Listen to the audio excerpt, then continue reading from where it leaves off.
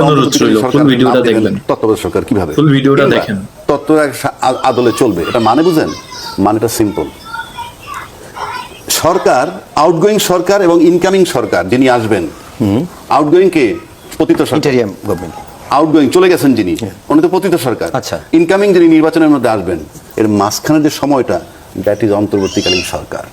এবং অন্তর্বর্তীকালীন সরকার পূর্ণাঙ্গ সরকার, মানে পূর্ণ ক্ষমতার অধিকারী। সে 2 দিনের সরকার হোক, 2 বছরের হোক, আর 5 বছরের হোক, কমপ্লিট সরকার। অর্থাৎ চুক্তি করবেন, চুক্তি বাতিল করবেন।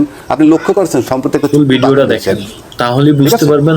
তারপরে কিন্তু এই দেশে বক্তব্যটা আসছে। সত্যি এরকম এখানে মানুষ এই দেশে এটা থাকা ঐরূপ দরকার। দেওয়ার মানে ইনডাইরেক্ট বলা, তার ক্ষমতা খর্ব করা।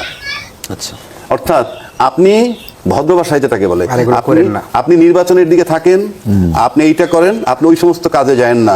তা না হইলে আমি এই নাম পাল্টাইয়ে দিলে প্রশাসন ঠিক হয়ে যাবে। কারণটা কি?